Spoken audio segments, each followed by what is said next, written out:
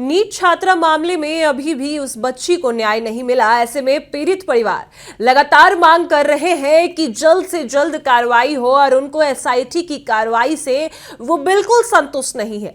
तो ऐसे में अब सीआईडी की एंट्री हुई है और कल से सीआईडी सभी चीजों की जांच कर रही है, जहां अब 15 लोगों की लिस्ट तैयार की गई जिनके डीएनए टेस्ट करवाए जाएंगे। उसमें मनीष रंजन और कई नाम शामिल हैं। तो ऐसे में अब पीड़ित परिवार मांग कर रहा है और वही बच्ची के पिता ने डीजीपी को पत्र लिखा है और उसमें 8 मांगे लिखी हैं। वहीं बच्ची का भाई क्या कुछ कहता नजर आया है वो भी आपको सुनाएंगे।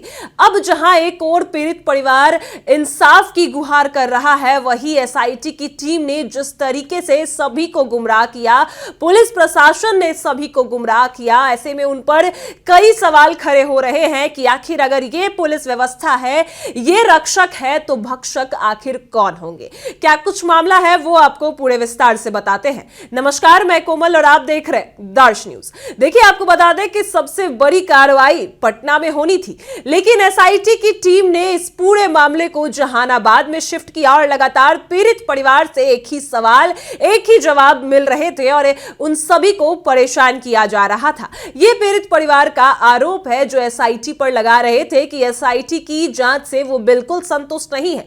बच्ची बेहोश हॉस्टल में मिलती है, पटना में मिलती है, बच्ची के साथ दरिंदगी पटना में की जाती है। सभी बातें पटना की ओर इशारा करते हैं, लेकिन एसआईटी की टीम जहानाबाद में जांच करती है और उनके परिवार यानी बच्ची के परिवार पर ही शक करती है, जबकि दरिंदे खुलेआम घूमते हैं। वहीं आपको बता दें कि परिवार हमेशा लगातार ये कह रहा है कि आखिर हॉस्टल के जो सीसीटीवी है उनको क्यों नहीं जांच किया गया।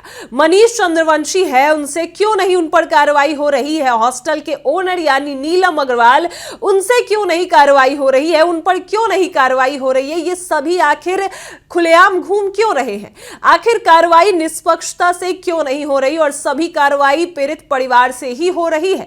सभी जवाब पीड़ित परिवार दे रहे हैं, जबकि बच्ची की जब हालात जहां पर संदिग्ध हुई वहां उस मामले को लेकर कहीं जांच नहीं हो रही है, यानी पटना में जांच नहीं हो रही है, जहानाबाद शिफ्ट किया गया।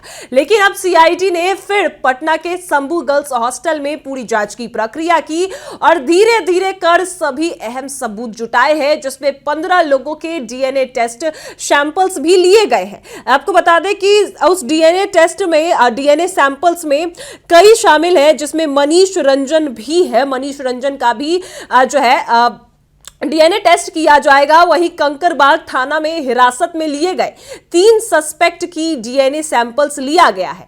3 सस्पेक्ट में 2 मृतक के करीबी जबकि एक पटना का बताया जा रहा है और परिजनों का दावा है कि हॉस्टल में ही ये जो घिनौना काम है वो हुआ। थानेदार हो, प्रभात हॉस्पिटल हो, सभी जो है इस मामले में शामिल है। वहीं मृतका के पिता डीजीपी से क्या पत्र लिखकर क्या बड़ी मांगे करते हैं, वो पत्र हम आपको दिखा रहे हैं। इसके बाद बच्ची के भाई का भी बयान सुनाएंगे। आपको दिखाएं कि मृतका के पिता ने बिहार के डीजीपी को पत्र लिखकर एसआईटी को निष्पक्ष जांच के निर्देश देने का अनुरोध किया, जिसमें पहली मांग है कि 5 जनवरी की शाम 5 बजे से 6 जनवरी तक के सीसीटीवी फुटेज की एफएसएल जांच कराए और हॉस्टल में मौजूद लड़कियों के बयान ले और उसके मोबाइल के सीडीआर की जांच करवाई जाए। वहीं दूसरे में हॉस्टल के मकान मालिक मनीष रंजन के पिछले दरवाजे से सीसीटीवी फुटेज की एफएसएल जांच कराई जाए, आसपास के गली सड़क के सीसीटीवी फुटेज की जांच हो और मनीष रंजन और उनके बेटे के मोबाइल का भी सीडीआर निकालकर जांच कराए। तीसरा यह है कि हॉस्टल संचालक नीलम अग्रवाल और उसके बेटे अंशु अग्रवाल के मोबाइल का भी सीडीआर निकालकर जांच किया जाए। वहीं चौथा है कि डॉक्टर सहजानंद प्रसाद सिंह और सतीश कुमार, डॉक्टर अभिषेक और महिला डॉक्टर जया के मोबाइल के भी सीडीआर की जांच कराई जाए। पांचवा ये मांग है कि चित्रगुप्त नगर थाना प्रभारी रोशनी कुमारी की भूमिका की जांच कराई जाए, जबकि कई और खुलासे भी रोशनी कुमारी को लेकर हुए कि रोशनी कुमारी जो है कई सोने और चांदी की शौकीन है और बुलेट भी उसके पास है। और कई ऐसी बातें सामने आई कि रोशनी कुमारी के सूत्रों के अनुसार रोशनी कुमारी के ऊपर कई नेताओं का भी हाथ है, यह भी कहा जा रहा है। और रोशनी कुमारी की भूमिका काफी संदिग्ध बताई गई, क्योंकि ये वही थानेदार है जिनको सबसे पहले सूचना मिली, जिसके बाद एक महिला होने के नाते भी इसने जरूरी नहीं समझा कि वहां जाकर उस बच्ची को और ये मामले को सही तरीके से एक रुख दिया जा सके। लेकिन सभी ने इग्नोर किया और सभी ने इस दरिंदगी को आत्महत्या करार दिया। यही नहीं, अब आपको बता दें कि पिता की अगली मांग है कि 7 जनवरी को अस्पताल की एक नर्सिंग स्टाफ ने छात्रा की मां को बताया कि लड़की के साथ बहुत गलत हुआ, उसकी पहचान कर उसका बयान लिया जाए। छात्रा ने जो कपड़े पहने थे उसे प्रभात मेमोरियल हॉस्पिटल ने परिजनों को नहीं दिया, वो कपड़ा जांच में अहम सुराग साबित होता। 8 जनवरी तक सभी जांच रिपोर्ट होने के बाद भी बच्ची का इलाज ड्रग एब्यूज के लिए नहीं किया गया। 9 जनवरी को प्रभात हॉस्पिटल के आईसीयू में ड्यूटी पर मौजूद डॉक्टर अभिषेक ने वायरल जो है सिर के खून जमने की दवा देने की बात परिजनों को कही। फिर किसी आधार पर मौत की वजह नींद की दवा सिद्ध करने की कोशिश हो रही है। तो इन सभी पर अब साफ तौर पर जो है पीड़ित परिवार मांग कर रहा है इन सभी पहलुओं पर जांच हो, जिसमें नीलम अग्रवाल, शंभू अग्रवाल, सभी हॉस्पिटल के जो संचालक हैं, चाहे वो सतीश कुमार हो, सहजानंद हो, सभी की मोबाइल की हिस्ट्री जांच की जाए, सीडीआर निकाला जाए और सभी के जो है पूछताछ भी, बयान भी लिया जाए। सभी ये सारी मांग पीड़ित पिता कर रहे हैं। वही भाई का क्या कुछ कहना है वो हम आपको पहले सुनाते हैं। आप लोग सब तो जो आया है न्यूज में वो तो देख ही रहे हैं। यहाँ पे एसआईटी को जो काम करना था, जो काम ये लोग कर रहे हैं और ये लोग जो बोल रहे हैं कि नहीं मैं अपना काम कर रहा हूँ, ये क्या काम कर रहे हैं? यहाँ गांव पर आकर सब लोग मेंटल टॉर्चर कर रहे हैं यहाँ पे, कि जो मतलब घुमा फिरा के परिवार परिवार परिवार। अरे परिवार हम लोगों ने जो खोया है वो कोई नहीं जानता है, न किसी को हम लोग शेयर कर सकते हैं। जो भावना हम लोग के साथ है या हम लोग जिस कष्ट में है कोई नहीं जानता है। कभी आ रहा है यहाँ पर कि आप मतलब हम लोगों के बारे में ही सब लोग जानना चाह रहा है कि क्या आप लोग कहाँ थे, कैसे थे। अरे जो काम आपको करना था पटना में वो काम कीजिए ना। जो रिपोर्ट आपको एम्स वहां भेजना था वो आप लोग नहीं अच्छे से कर पाए। ये क्या तरीका है जांच करने का?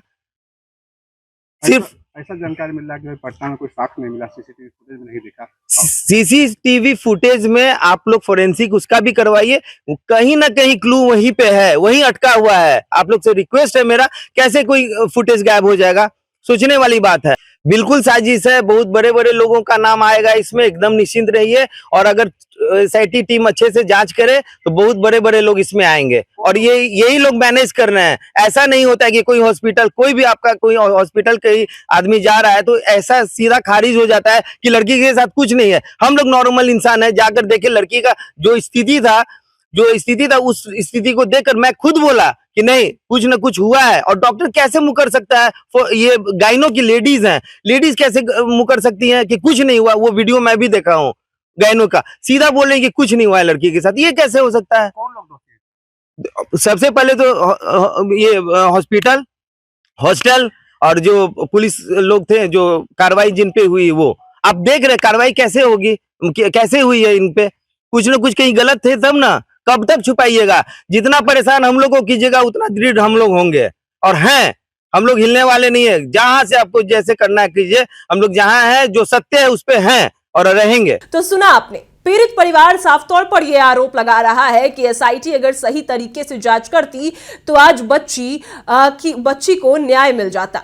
भाई का भी यह कहना है कि अब तो बच्ची के कपड़े से जो है मेल स्पर्म मिला, जिसको जो है कहा जा रहा था कि बच्ची डिप्रेशन में है, नींद की गोलियां उसने ली और खुद सुसाइड किया। लेकिन अब जो बातें सामने आई से साफ तौर पर पुष्टि हुई तो अब कार्रवाई नहीं हो रही। एसआईटी की जांच से कोई भी परिवार संतुष्ट नहीं है और सभी का यह कहना था कि सिर्फ और सिर्फ पीड़ित परिवार पर ही शक किया जा रहा है, जबकि जो दरिंदे हैं वो खुलेआम घूम रहे हैं। हॉस्टल का सीसीटीवी फुटेज क्यों नहीं अभी तक सामने आया, और अगर वो उन्होंने खंगाला है तो वो क्यों नहीं लाते हैं सामने। एसआईटी पर अब कई गंभीर आरोप लग रहे हैं, जहां थाना प्रभारी रोशनी कुमारी को सस्पेंड किया गया, कदम कुआं के दरोगा हेमंत झा को सस्पेंड किया गया। लेकिन सवाल यह है कि आखिर सस्पेंशन में भी इतनी देरी क्यों हुई?